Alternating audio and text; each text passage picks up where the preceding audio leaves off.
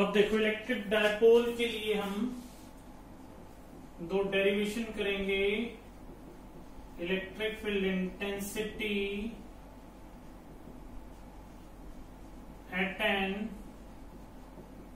Axial line of dipole and at equatorial line of dipole. वैसे दोनों discuss करे हुए हैं, पॉजिटिव ले लिया, नेगेटिव चार्ज ले लिया, डिस्टेंस 2a ले लिया, सेंटर से यहां पॉजिटिव 1 चार्ज प्लेस्ड कर दिया, ये r डिस्टेंस लिया, E1 E2 फाइनल क्या रहेगा, E1 E2 दोनों निकाल लेते हैं एक बार के लिए। ये सेंटर से माना हुआ है तो ये a डिस्टेंस, ये भी a डिस्टेंस क्लियर है। तो ये डिस्टेंस कितना हो जाएगा, r माइनस a,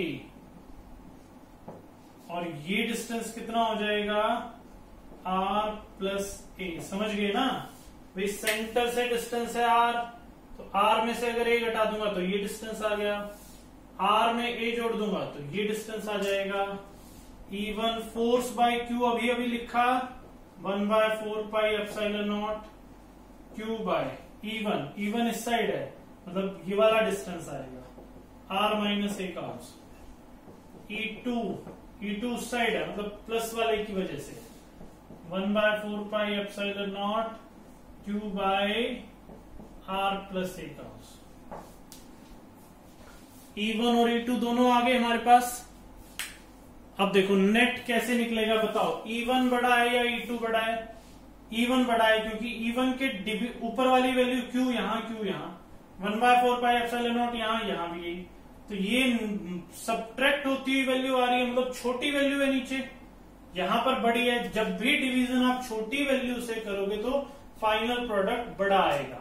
तो E नेट क्या आएगा, E1 minus E2, 1/4πε0 q by r minus a का square, 1/4πε0 q by r plus a का स्क्वायर।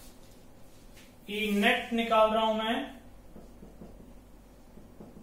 1/4πε0 q यहां ले लेते हैं, 1/r माइनस a का स्क्वायर, 1/r प्लस a का स्क्वायर।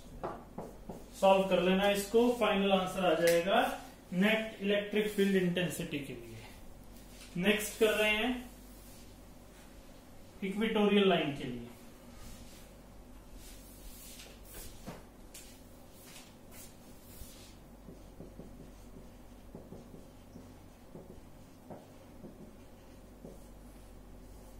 माइनस q ले लिया, डायपोल बन गया 2a डिस्टेंस। इक्वेटोरियल मतलब होता है परपेंडिकुलर, सेंटर से परपेंडिकुलर ले लिया, a ज्वाइन करवा रहा हूं, यहां पॉजिटिव 1 चार्ज रखा, पॉजिटिव रिपेल करेगा E1, पॉजिटिव नेगेटिव अट्रैक्ट करेगा E2, थीटा एंगल यहां, थीटा यहां, रिजल्टेंट यहां आ जाएगा ER। ये पूरा एंगल कितना हो जाता है, 2 थीटा। पूरा एंगल 2 थीटा कैसे हो गया, एक प्रॉपर्टी है ट्रायंगल की आपके पास,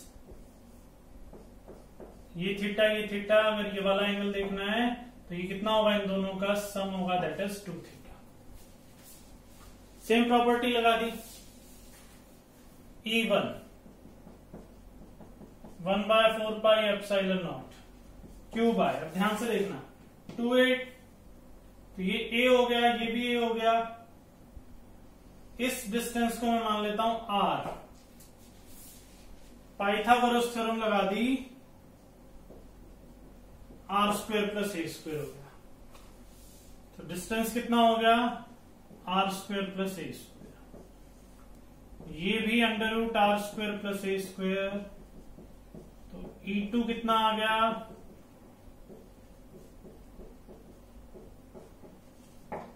E1 और E2 का मैग्नीट्यूड बराबर है, रिजल्टेंट वेक्टर वाले चैप्टर में किया हुआ ये आपने।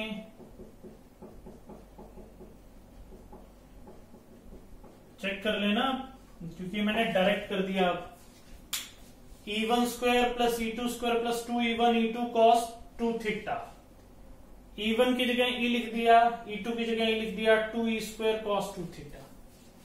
E रिजल्टेंट आ जाता है 2E square plus 2E square common. 11th class की ट्रिग्नोमेट्री थोड़ी सी ध्यान रखनी पड़ेगी। 1 प्लस cos 2 थीटा को आप क्या लिख सकते हो?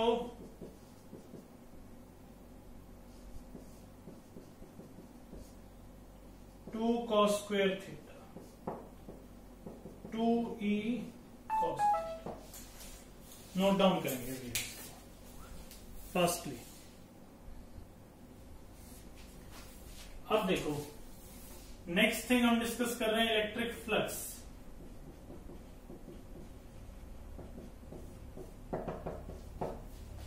Electric flux is represented by phi.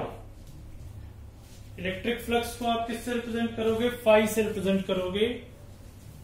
Electric flux है क्या चीज? इलेक्ट्रिक फ्लक्स जो है एक पर्टिकुलर क्रॉस सेक्शन एरिया में से कितनी इलेक्ट्रिक फील्ड लाइंस क्रॉस हो रही हैं, number of electric field lines crossing a particular cross section area. एक पर्टिकुलर क्रॉस सेक्शन एरिया से कितनी इलेक्ट्रिक फील्ड लाइंस क्रॉस होती हैं, ये क्या कहलाता है? इलेक्ट्रिक फ्लक्स कहलाता है। इसको हम लोग लिखेंगे phi is equal to E A cos theta. Here cos theta is the angle between electric field and area vector. इसी से रिलेटेड है गॉस थ्योरम। गॉस थ्योरम ध्यान रखना, गॉस थ्योरम हमेशा क्लोज्ड सरफेस के लिए लगेगी भैया, एनक्लोज्ड सरफेस के लिए, ओपन के लिए नहीं लगाएंगे। क्लोज सरफेस ऐसा जिसमें चार्ज प्रेजेंट हो, क्योंकि एक सीबीएसई में क्वेश्चन बनता है क्यूबॉइड वाला या क्यूब वाला, उसमें चार्ज देता है। शायद हमने प्रीवियस क्लासेस में डिस्कस भी किया हुआ है उसको, बाकी जब न्यूमेरिकल्स फिर से रिपीट करेंगे तब डिस्कस कर लेंगे। गॉस थ्योरम क्या कहती है? गॉस थ्योरम कहती है भी जो टोटल फ्लक्स है वो आप charge by epsilon not, this one is the Gauss theorem, E dot D S closed integral. ये क्या है मेरे पास? गॉस थ्योरम है।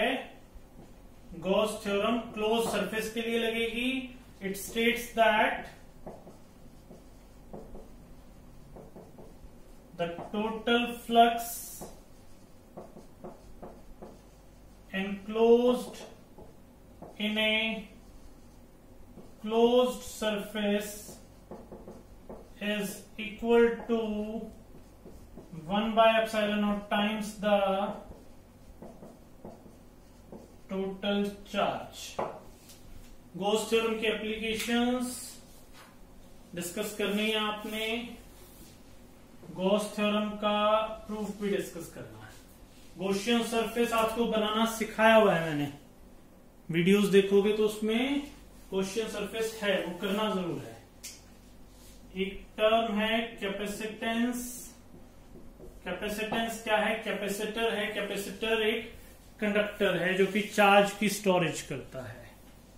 कैपेसिटेंस में Q जो चार्ज स्टोर होगा that one is directly proportional to potential.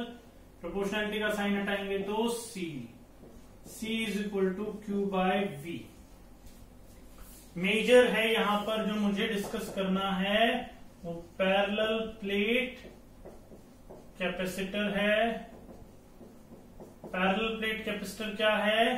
दो प्लेट्स को हमने पैरेलली लगा दिया गया तो वो क्या बना दिया मैंने? Parallel plate capacitor. Parallel plate capacitor के लिए दो प्लेट्स लगा दी गई, इलेक्ट्रिक फील्ड, इनका area of cross section A लिया गया, डिस्टेंस डी लिया गया।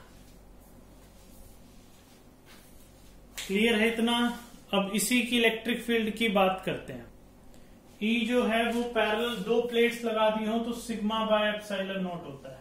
एप्लीकेशन ऑफ गॉस थ्योरम में है, करा हुआ है हम लोगों ने। V E इंटू में D रहेगा, that is sigma by epsilon not into में D। सिग्मा की वैल्यू आपको पता है पहले ही, Q बाय A रहेगी, A इक्वेशन। यहां C is equal to Q by V, C is equal to Q by V, Q से Q cancel, epsilon not A by D। Capacitance of parallel plate capacitor is epsilon naught A by D। Note down करेंगे इसको।